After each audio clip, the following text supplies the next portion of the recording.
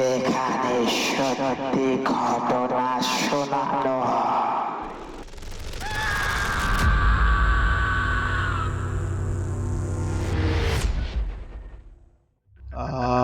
আয় আয় আয় আমার সাথে খেলবি আয়। হ্যালো বন্ধুরা, সবাই কেমন আছো? আশা করছি সবাই খুব ভালো আছো এবং সুস্থ আছো। আমি আছি বাবান তোমাদের সাথে। আজকেও চলে এলাম নতুন একটি যন্ত্রণাদায়ক ঘটনা নিয়ে। একদম অন্য রকমের ঘটনা। প্রেত আত্মা সবাইকে জানাচ্ছে সুস্বাগত। তো বন্ধুরা, কে কোথা থেকে শুনছো আর এই প্রেত আত্মার ঘটনা কেমন লাগছে তোমরা কিন্তু অবশ্যই কমেন্টের মাধ্যমে জানিয়ে দেবে। আর যারা যারা নতুন আছো তারা কিন্তু সাবস্ক্রাইব করে পাশে থাকবে। তো আর কোনো কথা বাড়াচ্ছি না, সরাসরি আমি ঘটনায় চলে যাচ্ছি।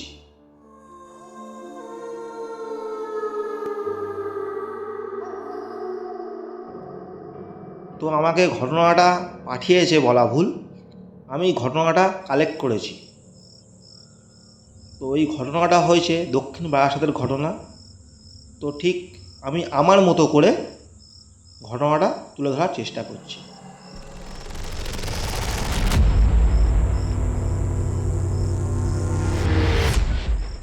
আমি রাহুল। এই ঘটনাটা ঘটেছে আমারই পাশের বাড়ির একটা ছোট্ট ভাইয়ের সাথে। মানে আমাদের পাড়ায় এক কাকা কাকিমা ছিল, খুব ভালো মানুষ তারা। তাদের দুই ভাই তারা। তার এই ছোটো ভাইটা বহু বছর আগে, প্রায় 7 থেকে 8 বছর আগে তার ঘটনা এটা। তো ছোটো ভাইটা ছিল খুব বদমায়েশ। তখন ওই 6-7 বছর বয়স হবে। তো ওর যখন 6-7 বছর বয়স, খুব দুরন্ত। ওরও সব ফ্রেন্ড সার্কেল সব ছিল ওর মতো বয়সী সবাই। সবাই মিলে পাশের বাড়ির মাঠে ব্যাট বল খেলতো। খেলতে খেলতে একদিন সেই বল চলে যায় পুকুরে। তো পুকুরে চলে যায়। তো এরকমই সেই বাচ্চাটা নাম ছিল বাপি। তো এই বাপি কী করলো, পুকুরে নেমে গেল বলটা নিয়ে আসতে। ও সব বন্ধুবান্ধবরা বারণ করছে, এই যাস না, বুঝেছিস, যাস না, দরকার নেই, থাক। প্লাস্টিক বল, বলছে এই তো সামনে ভাসছে, নিয়ে চলে আসবো। ওই করতে করতে যত সামনে যাচ্ছে গিয়ে জলটাও বাড়ছে। বলে আর সে পা হড়কে জলে পড়ে যায়, এমনকি জলের মধ্যে ছটফট করতে লাগে।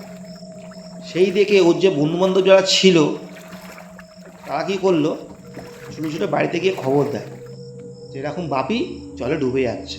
কারণ তারাও যেহেতু বাচ্চা, শেষ পর্যন্ত শেষ রক্ষার করতে পারলো না। সেই বাচ্চাটা ওই জলেতেই তলিয়ে মারা যায়। তো এই ঘটনার খুবই যন্ত্রণাদায়ক। তো এরকমই এই ঘটনার পর কী করা হলো, যে ওই মাঠে আস্তে আস্তে খেলাটা বন্ধ হয়ে গেল। সবাই নাকি ভয় পেত। মানে কেমন ভয় পেত, যারা বড় বড় দাদারা সেই মাঠের ওইখানে গিয়ে নেশা করত, তারাও আস্তে আস্তে ভয় পাওয়া শুরু হলো। একদিন এরকম 5-6 জন বন্ধু মিলে, মানে 5-6 জন দাদারা সেই মাঠের কোণেতে গিয়ে, মানে পুকুর পাড়ের পাশে গিয়ে ওরা নেশা করছিল। সেই মুহূর্তে হঠাৎ শুনতে পেল যে পুকুরে গিয়ে সাঁতার কাটছে। মানে পুকুরে সাঁতার কাটছে বলা ভুল, পুকুরের জলটা নড়ছে আর কি। তো জলেতে নামলে যেমন হয় তেমন শব্দ হচ্ছে। তো এরকম প্রথমে ভাবলো যে কী ব্যাপার, এত জলের সাউন্ড হচ্ছে কী করে, তাহলে কি মাছ ঘাই মারছে বলে ওখানে টর্চ ফেলে দেখার পরে দেখলো যে এটা জল কিন্তু নড়ছে, কিন্তু কাউকে দেখা যাচ্ছে না। তো এরকম সাউন্ড আসতো। আয় আয় আয় আয় আয় আমার সাথে খেলবি আয় আয়। খুব বাজে লাগতো শুনতে কথাটা। তো ওরা তখন ভয় পেয়ে ওখান থেকে ছুটে পালিয়ে গেছিল। বললো এটা কি করে সম্ভব, কে ডাকছে। তারপরে একদিন দুপুরবেলা কি হলো,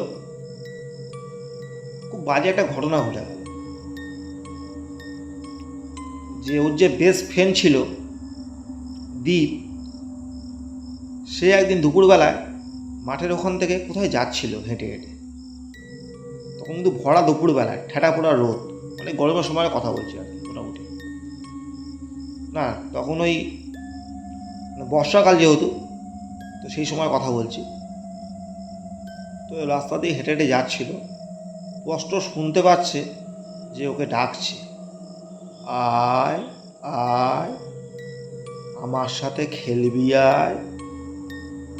নাকি স্পষ্ট নাকি দেখতে পাচ্ছে যে বাপি ওকে ডাকছে, স্পষ্ট দেখতে পাচ্ছে চোখের সামনে, দিনের বেলা স্পষ্ট দেখতে পাচ্ছে। এবার যেহেতু বাচ্চাও, ওর মাথায় এইটুখানি বুদ্ধি আসেনি, মানে বুদ্ধি ছিল না যে মানুষ মরে যায় সে আর জীবনে ফিরে আসে না। তো ও তখন ভাবছে যে ওর বন্ধু ফিরে এসেছে, তাই আমাকে খেলবার জন্য ডাকছে। ও তখন কোনো দিকে না তাকিয়ে সোজা হেঁটে চলে ওর বন্ধুর দিকে, মানে বন্ধু যেদিক দিকে ডাকছিল, আর ডাকছিল সেই পুকুর পাড় থেকে, ঠিক আছে।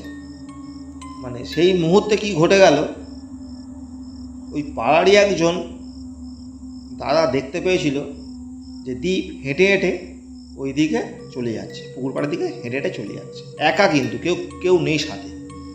ওকে ডাকছে, এ দীপ তুই কোথায় যাচ্ছিস হেঁটে হেঁটে। কিন্তু দীপ একটা যেন ঘোরের মধ্যে রয়েছে, ডাকছে দীপকে, দীপ কিন্তু কোনো রেসপন্স করছে না, পুরো হেঁটে হেঁটে চলে যাচ্ছে। সোজা গিয়ে দেখলো যে পুকুরে সোজা গিয়ে ঝাঁপ মারল জলের উপর। সেই দেখে ওই যে দাঁড়াটা ছিল সেও ছুটে ছুটে চলে গেল পুকুরে, সেও ঝাঁপ মারল। ঝাঁপ মারার পরে সেই দ্বীপকে বাঁচিয়ে নিল।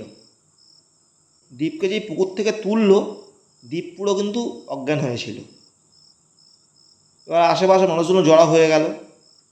তারপরে দ্বীপ পুরো ঘটনাটা, তারপরে কি হলো, যে দ্বীপের বুকের উপর পেটের উপর চাপ দেওয়া হলো। জল একটু খেয়ে ফেলেছিল, সেও যেহেতু বাচ্চা, মানে ওই দিনকে যদি ওই দাঁড়াটা না আসতো তাহলে হয়তো দ্বীপেরও মানে বাপির মতো অবস্থা হতো পুরো দ্বীপের। লাস্টে যখন ওর ঠিকঠাক সেবা শুশ্রূষা করা হলো, ঠিকঠাক পর্যায়ে যখন এলো দ্বীপ, তখন দ্বীপ পুরো ঘটনাটা বলল যে এই ব্যাপার। তো এই দিনটা ওই ঘটনাটা ওইভাবে কেটে গেল। বেশিরভাগ সময় শব্দ পেত যে মাঠে কেউ ব্যাট বল খেলছে, শব্দ হচ্ছে, কিন্তু কেউ কাউকে দেখতে পেত না। অনেক মানুষজনই শব্দ পেয়েছে দুপুরবেলার দিকে, সন্ধ্যেবেলার দিকে।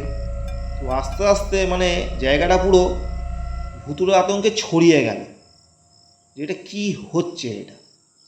তো তখন সবাই বলাবলি করতে লাগলো ছোট্ট বাপির প্রেতাত্মা এখনও পর্যন্ত মুক্তি পায়নি, যার জন্য নাকি ওই মাঠের ওই আশেপাশেই ঘোরাঘুরি করে, এবার সঙ্গে কাউকে টানার চেষ্টা করে, ওর বন্ধুবান্ধবের দিকে বেশি আকৃষ্ট হয়। তো এই ঘটনাটা পরে সবাই খুব আতঙ্কে থাকতে শুরু হলো।